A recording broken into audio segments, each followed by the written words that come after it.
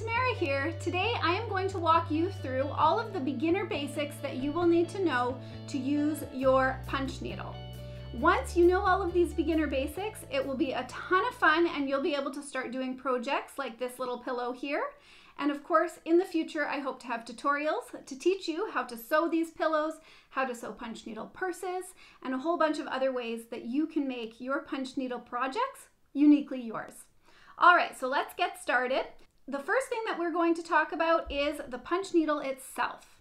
Now this one is an Amy Oxford punch needle, and it is my favorite punch needle. It works beautifully, it's high quality, it's ergonomic, all of those wonderful things, but it's pricey.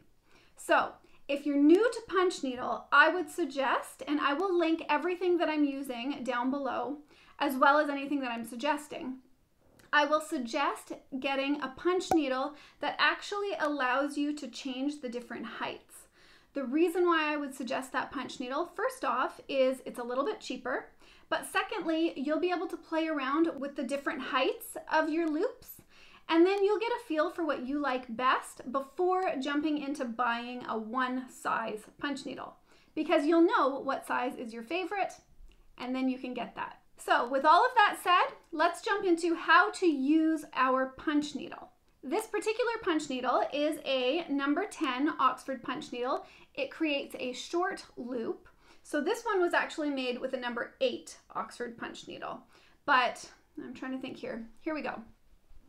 This little heart project here, I don't know if you can tell on camera, but the colorful yarn around the outer edge, that was used with a number 8, the longer loop. And then the heart on the inside is a little bit shorter, and that was used with the number 10. All right, so let's thread our punch needle. This one uses a chunky yarn, so I've got a chunky yarn here. All right, so what you'll do is you'll take your yarn and you'll just pinch the end and push it through that little hole at the top of your needle. And then this needle has a slit down the center, so you'll just pop it into that slit, and then you'll just pull and the yarn will nicely slide into place.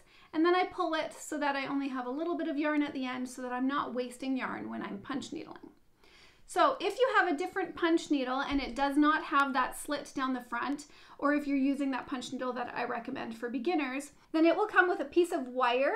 What you'll do is you'll take that piece of wire and you'll actually push it down through your needle. Then you'll put your piece of yarn through that wire loop and you'll pull the wire back through to the end, and that will thread the yarn through your needle.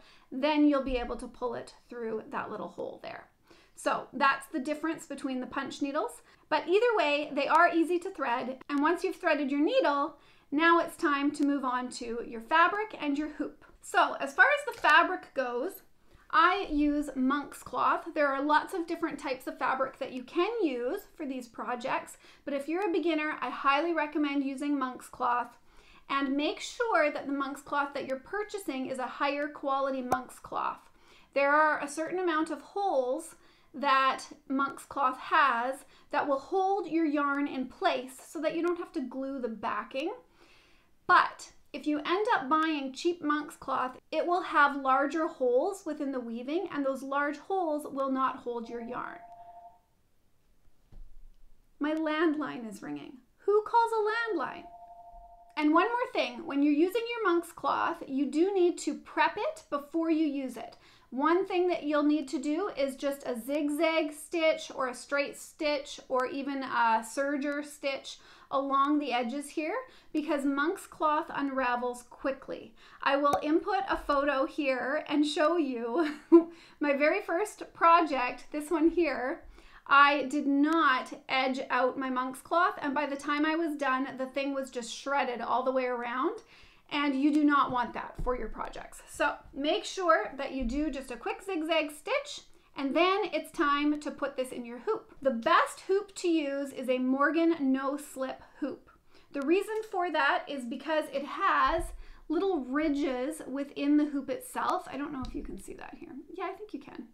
See that ridge? So that ridge will lock your fabric in place, which is very important for punch needle. Not so much maybe for embroidery, But if you're doing punch needle, very important. So now let's get that fabric into our punch needle hoop. You'll push down here. Now it might look tight at this point, but it's not. So before you tighten up your hoop itself, because it's already kind of nicely locked in place, you'll want to turn it over and then just start tugging. Here, pull it back here.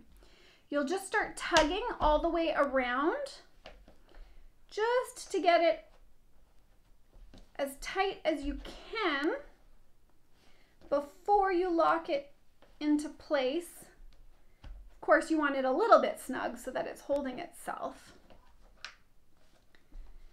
And try not to warp the fabric too much. So if the lines are looking a bit wonky, just tug it in another direction so that you can get those lines nice and straight. Okay, so I've tugged that hoop. I'm going to tighten it up.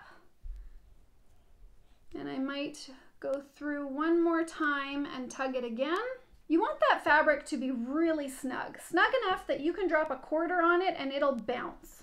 Because if your fabric is more stretchy like a trampoline, then what will happen is when you punch, your loops are not going to be the same height.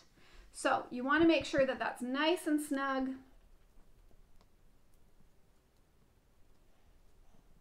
Okay, there we are, nice and snug. You can push on it, barely moving in there. That's what you want. All right, so now we have our hoop prepared. Our fabric is nice and tight, and we've threaded our punch needle. It's time to get started. The first thing that you need to know about punch needle is that when you push on through your fabric, this will be your back side to your project, and this is your front side, so you don't get to see your front side while you're working. Once you push it in, then you want to pull it out. You want your needle pointing forward, so you can see here that my fabric's going to move in this direction. You're not going to go backwards with your punch needle or sideways. Always turn and then you can keep on going, if that makes sense. When you're doing your punch needle, you'll punch in and then you will just skim the surface about 3 holes, and then you'll push in again, skim the surface, 3 holes, punch in, and that's pretty much how you do a punch needle project. And as you go along, make sure that your needle does not come up too far, because if it comes up too far, 2 things are happening. You're creating a loose loop on your back side, which is not good, but also you could easily start pulling out the fabric that you're working on.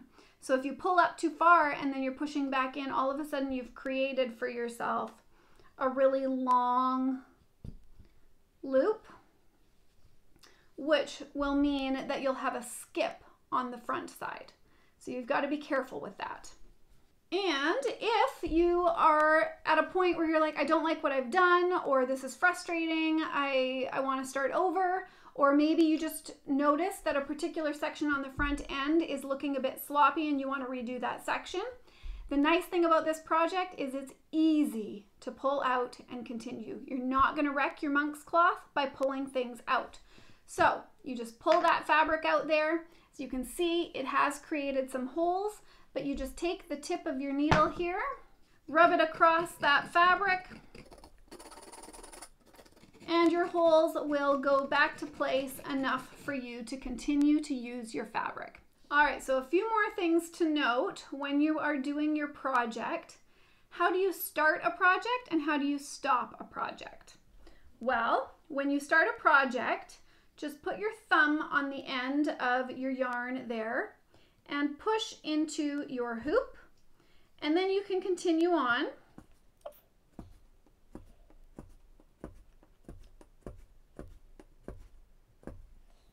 And then when you want to finish a project, just pull that needle back on out, pinch that fabric so that you can pull away without pulling out that loop, and then you can snip that. That's the one thing I don't have here is scissors. All right, so then you can snip that yarn and just snip it fairly close to your hoop, and then take your needle and just gently push that yarn through to the front. I know it seems weird that it's going to the front, but you can snip it the same height as the loops, and then your back will look just as good as the front. So as you can see there, now you've got your two pieces, your two loops. Now, of course, if you would have a whole section done, then when you snip these little loops, you wouldn't be able to see them. They would just hide in and amongst all of the other yarn. Another thing that I can show you when you're doing punch needle is how to turn. So again, we start. For myself, to get a little extra tension when I'm using a hoop, I'll just push it with my fingers in behind. And then if I want to make a turn, you just turn your needle where you want it to go. Lift up, that way the point is pointing in the direction that you want to be. And then I will go 2 holes over with this particular yarn. Each yarn and each needle will need a different amount of space between their loops. You'll start to figure it out as you go, but for this one I'm just going to go 2 over, and then I want to turn again because I want to go down. I'll lift it up, just barely lifting that needle up. That way I can drag it across and push it on through. So you don't really have to count the holes. You'll get an idea as you go along. However, it will depend on your project, but if you're doing edging, so for this pillow, for example, when I was doing my edging, my first 2 outer rows, I actually did my stitching only 2 dots instead of the 3 that I mentioned earlier. So if you do the 2, it creates a tighter loop, which is very helpful for edging. So even I did, for the eyes, I did an outer 2 per for the yarn. I'm not explaining this very well at all. I hope that this is coming across right. Here, let me show you. So I don't know if you can tell, but this over here was the every third. This one I started to go, oops, let me hold that up so you can see. This is every 2. It just creates a tighter little edge, and that edge will help support the rest of the yarn and hold it into place. Especially when it's a pillow like this or a rug, you definitely want those outer edges to be a bit more firm and stiff, and then the inner stuff can be a bit fluffier and a little bit looser. Another thing to note when you're using a punch needle is that you do want to push the punch needle all the way in. Don't push it only halfway in and then out, because now your loops are going to be all sorts of uneven. Let's see if you can see that one there. This loop is super tiny. Why? Because I did not punch the punch needle in all the way. So make sure that you're pushing it in all the way. That way all of your loops will be even. All right, so that's pretty much the basics of how to use your punch needle. Once you get the hang of using your punch needle, pushing it in and out, and getting your loops all figured out, and you start to feel confident with your crafting abilities, then I would suggest checking out my website. I do have a few free pattern downloads, and they will look like this. And you can just print them off and trace them onto your monk's cloth. Make sure you're tracing, of course, onto the back side of your monk's cloth. And then you can start practicing all of these different designs to see if you like punch needle. So this one here is a cute little fox that I did. And as you can see, his little eyes, it's just one line. And because it's just one line, I did do every 2 holes to create that tighter line in there. But it didn't look like this when I did it. So what happened was all of the yarn, like there was a little black loop up here, a little black loop down there, and that doesn't look very nice, obviously. So when that happens, don't rip it out and get frustrated. Instead, what you will do is you'll take your punch needle and you'll just go through your project and you'll just start straightening out your lines. And some of the loops may actually be tangled in and amongst other loops. So you'll just use your punch needle and push it through so that it won't be looped in with that other loop. And then you'll be able to straighten out those tinier seams that you want shown And that, my friends, is everything that you need to know to start your first punch needle project. I hope that you found this tutorial helpful. Please check those links out in the description down below, as I have everything that I've mentioned in this tutorial linked it down there, as well as a link to my blog post for those free templates that you can download. Click that thumbs up button if you liked this tutorial, and subscribe if you want more creative content. And as always, click that notification bell so you don't miss a thing. All right, I'll see you guys next time.